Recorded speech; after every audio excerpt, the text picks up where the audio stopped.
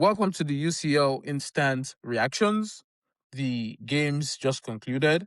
I obviously watched Madrid. Kola watched Arsenal at Yep. San Siro.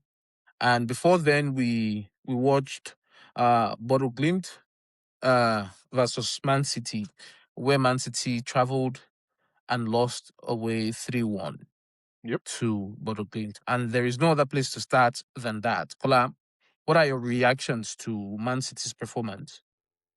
It's a strange one. It's not something that you would associate with uh Manchester City team. It's weird in the sense that it's almost so lethargic in the sense that, like, there's no intensity. The first 5 minutes of the game, actually, they created some chances that they could have taken and they could have gone into the lead. Yep. But the entirety of the game, it's the lack of intensity for me, right? Forget skills, forget passing, forget all those things, right? This is something that towards the end of Arsene Wenger's reign is one of the things that you could pinpoint as the biggest problem Arsenal had was there's just no intensity. There's no fights, there's no duels, right? In the words of Mikel Arteta, when I lose a duel, I'm angry. I can't. They're just losing their 50-50 battles and the second balls, first balls out there. And when you do that, even an average team like Bodo Glimt, and I'm sorry to whoever and any Norwegian person that's watching this video, has a chance, right? When you can't win your Yes. 50-50. So it's synonymous with what happened in the Manchester Derby, and now we're getting the same thing midweek. Something is fundamentally wrong with Man City right now, honestly. Yeah, but then whatever is wrong with them, the coach has to be responsible for. Of course, This obviously. is this is unacceptable. Yep. This is unacceptable. There is no world where a team like Bodo Glimt would welcome Man City to their home and Man City would lose in this manner. They were You losing see, it 3-0, happens bro. when, this is the UCL. Things Yeah. happen. Big teams lose games and things happen. But the fashion and the manner in which Man City lost this game was so pathetic. There was, as you rightly mentioned, there was no leadership on that team Yep. that could steer them and course correct while they were going down. And I'm beginning to think that players like Kevin De Bruyne, there was their emotional responsibilities they carried for this team beyond his brilliant assist, his No, constant no, no. running, I beyond his disagree. brilliant goals that Olu, that I they are disagree. currently missing. On I disagree. Okay, They're not just as good as they are, and they don't respect their position. So that's how I see it. How I see it is the same so thing on. It's the you same thing so under so Wenger, the bro. reason why the reason Mhm, my pushback here would be that could be the case mhm. if you hadn't lost over the weekend. Yeah, but they had the same So issues I'm last saying you season are when coming De Bruyne from was a there. Manchester derby. You are coming from a Manchester derby where you lost 2-0, right? Every team's there will be a reaction. Mhm, Okay, over the weekend, Vinicius got booed at the Bernabeu. Today, he had a brilliant masterclass of a performance. I'm mhm. saying for big teams, you can always bank on their reaction after they lose a game, after something unwanted happen.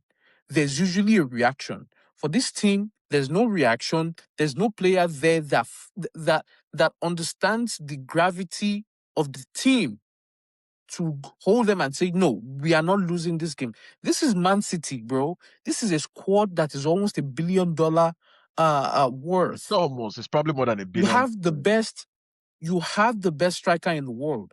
You have one of the greatest managers in the world. For a team that lost against their Manchester rival over the weekend, we had to see a reaction today. We saw none. Yeah, but I just don't want to. We I didn't agree see with you. that. Your analysis is spot on. The only thing I disagree with essentially is saying if players like De Bruyne were there, things would be different. No, the No. driver. I'm just saying to you that it's beginning to seem to me like there's a void in leadership at Man City at this moment. I, Pep, for I don't some think reason, maybe so. Olu. there's a void, bro. Listen, The I leadership. know when Wait, I wait, see it. wait, wait. De I Bruyne has never been know a when I leader, see bro. it. Yeah. But you mentioned a particular player. De Bruyne has never been a player, a leader. Never. He's not a leader. There's nothing about him that screams leadership. Is he a quality When he's on the midfielder? field, He, he played. everybody on that squad look up, look to Yeah, him, yeah, but I carry just us don't. there, I take us don't home. like no, I They don't don't have like that this right kind of now. argument, right?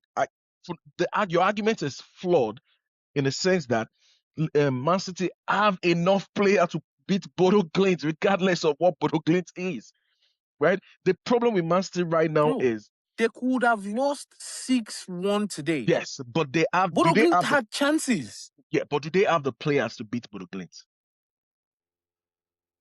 Yes or no? Yes, I believe they do. And Yeah. So why are we I'm talking saying about to De you, they Bruyne? miss leadership. Bro, they I have am saying Rodri. they miss Rodri. leadership. Rodri is more of a leader than Again, Kevin De Bruyne. you know my rules.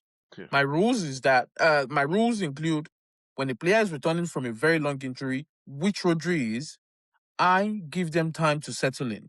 Now, Erling whether that's Haaland. the fault of the coach There's another player on the field. relying on him, There's this another player on the and I pitch. get Haaland. it. And I'm saying to you, there's a level of fight that's expected from a Then team that lost you over the put that weekend on the that we coach. did not see today. No, you have to put that on the coach. The coach is not able to pull that out of the players that he has. So you put that on Pep Guardiola. Don't say, Okay, oh, so if the coach is no. not able to pull that out of the players right now, are Mhm. we saying it's time for Pep's seat to get hot?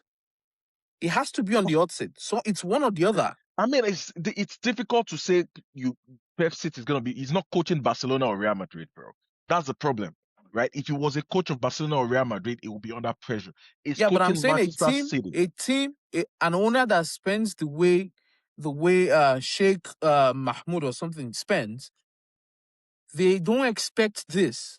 Yeah. So what would happen in this kind of scenario is at the end of the season, if nothing is changing, right? If the team is not getting better, if Manchester City goes trophyless, for a coach like Pep in this kind of situation when he's not coaching a legacy team, he's coaching Manchester City. He's the one that brought them all this success. What is going to happen is they're going to live by mutual consent.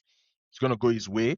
They're going to say, oh, he's not interested in renewing, whatever, just to protect his image. And he's going to leave. The problem at the end of the day is Pep, because any other coach in the history of football, when a team that is as expressively assembled this way is not performing at its optimum level, who do you blame? Coach. Xabi Alonso got Oh fired at yeah, Real the coach Madrid. goes first. Yeah, so let's just put the blame on the Yes. coach. He's not getting best out of the team, But and let's just keep it at that. Pep is in the class of coaches. Pep is in the class of coaches. Let's round it up here. Pep is in the class of coaches where you can't just automatically just point at him. He's been so brilliant in his career that you have to look at other No, extenuating factors that's wrong. around him. My philosophy about life is different. You, I am saying the no, he I has earned disagree, the Olu. He right hasn't earned the to. right. You can't. When you say he has earned the right, why do we in football put more pressure on young or mid-class coaches, right? And less pressure on the biggest coaches in the world. We give them more room. In any other walk of life, you give more room. Like if you are employing somebody, right, and they have mid-level experience, right? You expect less compared to if you're employing somebody with high-level experience, right? So the coach with the biggest Yes. budgets in football, the coach with the biggest resources in football, the coach who has the ability to continuously and consistently change his team, get rid of players that are not good enough, we're gonna say, oh, we're gonna give you less pressure. It doesn't make sense. It doesn't add up. If we're gonna say Pep is the greatest coach of all time, You're right? right. Get So the listen, best bro, out of your you're team that right. you've spent another £1 billion on in the last 2.5 years. No excuses. The same excuse we don't give to Alonso at Real Madrid, right? No. Alonso Bro, inherited a mess at Real Madrid. you're what? Bro, Alonso did not win 4 EPLs back to back to back to back. So Okay? what? Pep did. Yeah, So and Pep might not even win we'll EPL we'll back. revisit this. So no. Let's go To to conclude Arsenal. this, right? In the one Hmm. time, because this is the most tumultuous moment in Pep's career, especially at Manchester City. Here is generational players, and Pep historically has inherited or has bought so many generational players. Kevin De Bruyne could sit at any table in midfielders in history of football. He might not be the best, but he could Yes. sit there. That is the level of player that he had. Kun Aguero, Ellen Haaland, Rodri, what Ballon d'Or winner. These are high level players, right? We can, as I think Manchester City fans should criticize their players, right? We, the football fans, need to criticize Pep, right? When you think about it, that's the logic. We hold you here. We gotta expect you to deliver at this point. If you can't get the best out of Foden, Rodri, Alan, Bernardo Silva, Nuri, you're buying the best of every position. I can't get the best That's out a of them. I'm blaming the that's a players. that's a lot. That's a lot of that's a lot of good players we have there, man. Yeah, like That's a what are we lot. talking about? That's Yeah. a So that's a yeah, whole lot. Yeah, and that's where I spoke about leadership. mhm. Again, that's where I spoke about leadership within the players. There is just something missing where people don't feel like they are really in tune with their roles and their I responsibilities, agree. and they're like it's missing. Something is missing Whose there. Let's go to responsibility Arsenal is real that? quick. It's the coach. Who Coaches, chooses no, the no doubt. leaders? Let's go to Arsenal. Who scouts the players with good leadership qualities? The coach. You win Thank you this so one. much. Let's go to Arsenal. You guys played Inter at San Siro today, and you beat them resoundingly. It was a 3-1 defeat. How did you guys perform? At this point, right, when people analyze Arsenal, especially in the Premier League, we play low blocks, bro. 99% of the time, every team packs the balls against us. In Europe, we've won 7 games in the Champions League. We played Bayern Munich, we've played Inter Milan, we've played Atletico Madrid. These are European giants, right? These are You some of the best maintain teams in the world. A that's perfect correct. record in the Champions League. And that's because this team tend to come out to play. Because they are big teams too. They don't want to defend. Why will I defend? I'm one of the best teams in my league, right? They don't I'm Inter. respect us. I've won the UCL. You haven't. Yep. Yeah. So they don't respect us. They come out to play. And when you come out to play against Arsenal, you learn, right? The craziest part of our team right now is the hunger and the defensive discipline. And when I say defensive discipline, it's not just, oh, we're in a low block, we're defending. No, it's the ability for players to know how to position themselves. It's coaching. The level of coaching that has gone on in this team is incredible. Honestly, it's one of the Yes. best coaching I've seen in the last 5 to 10 years. I remember vividly Atletico Madrid team under Diego Simeone. Those three or Yep. 4 years or 5 years where they were making Champions League finals, Champions League final. semi-finals, winning the Yep. league, the coaching was Yep. incredible. So the only Yes. thing I can pray for this team is to win the big prizes. And not just because of the players, because of the level of work, right? The track record, the consistency. Uh, We've Mikel become a Mikel Arteta consistent needs team. to be. It needs to be validated. Yes. Mikel The Arteta level of needs to be coaching in this validated. team. I was watching the second half. To. There's a reason Arteta Mm-hmm. didn't take off, and most people won't notice this. There's a reason Mikel didn't take off Saka in this game. Because the most dangerous player in Inter Milan team is their left back slash left wing back. His name just escaped me. Or I can't remember his name. That guy's ability to whip in a cross is incredible. But what I noticed is if Ateta swaps Oh, what's his Saka, name? I know who you're talking about. yeah, I know like he's one of their best players, probably their best player this season. If he Yep. swaps Mm-hmm. Saka for Madueke in that game, Madueke is not great at reading the game. See, DeMarco.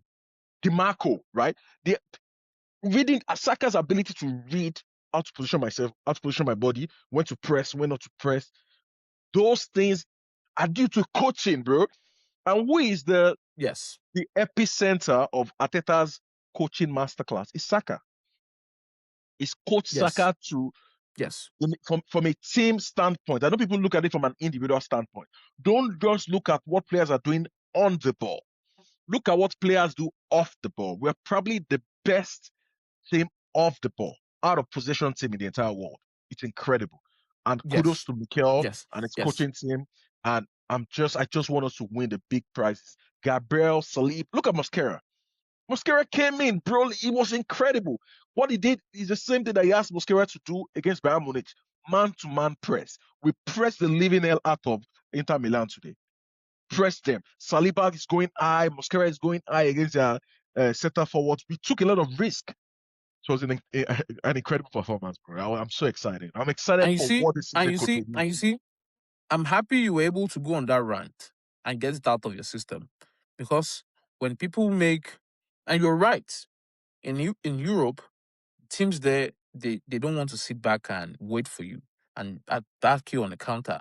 They want to play you straight up. Now, some teams would find out. The way they say, mess up and find out or something. Yeah. Some teams would find out. And again, I am a huge Mikel Arteta fan. I want him validated. I think he's a genius. In fact, I think right now he's the best coach in the world. And I'm also in the UCL, so I can't root for you explicitly. But at the very least, he has to win the EPL The Premier League, and yeah. the UCL. I know it's going. In, You it's guys good. are probably one of the favorites as well in the UCL. But what I want to talk about is Gabriel Jesus started today. Mhm. And while the game was on, you were texting me that, yo, bro, I don't think Guy Corres can make it in our team. It's the movements, bro. Expound on that. It's the movements. Like it's like when you're a center forward, especially when you're playing for a team that gets limited space, right? The most important ability you need to have is how you read space. And that's something that Gyökeres hasn't gotten yet, especially for a player whose development and everything has been in a league that has a lot of space, right? Nobody, like, there's so much space in the Portuguese Yes. league, bro. So when I watched Gabriel Jesus, the first 20, 30 minutes, this guy was just finding space everywhere. Like, I'm used to Gyökeres. I'm like, why are you finding all this space? It's surprising.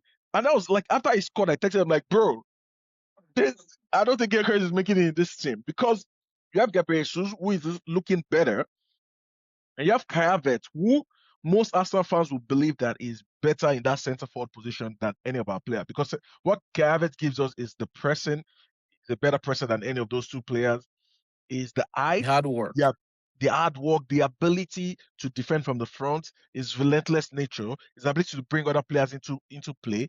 He's not a great goal scorer. Like, we both know that. But I'm just talking about the Yep. overall impact on our style of play and our ability to attack from the front. But Jesus and Gyökeres today, congratulations, Gyökeres. That was an incredible finish. They made a great account for themselves, and competition for places is going to help us as we evolve through the season, and we can pick and choose when to use key players, different attributes for different games. And it's going to be difficult for coaches to prepare against us when we have three strikers. You get what I mean? Three Yeah. strikers that we don't know With who is the different starting center profiles. forward. Yeah, with entirely different profiles. So Ateta, Yes. he has all the tools. Just get the job done at this point. That's a good point. That's a very good point. And you have on I think this on Sunday you have Man U, right? Manchester United, yeah. United. Yeah. So that would be a very good game. And finally, let's talk about Madrid. Today we played bro. 6-1. That's Today insane. we played Monaco. Was that And away or our own? bro, Was that the Bernabeu, right? no, at the Bernabeu. At the Bernabeu. And bro, my boys, they came to the party today. And let me say this to every one of you who Did Monaco sit back? That's the was question I want to ask. Did they sit made. back? No, they played their free flowing game. That's the problem. All of Champions you, League is. I all enjoy of Champions League the you, most. all of you, all of you who you've been piling on Vinicius Jr., on Jude. Yeah, take that. I want Vinny. If you My guys want to boys came sell to Vinny, my boys came to party today. They were incredible. They pressed, they worked hard. It was like they were out to make a statement. They wanted you to know, no, we are the Madrid boys. Okay? listen, I couldn't be prouder of them. They they made everyone at the Bernabeu today. In fact, Carlo was also in the stands. I Oh, think he should really? come to the games more. Maybe he should come to the games every time so that we can, we can ginger. He's a Fergie.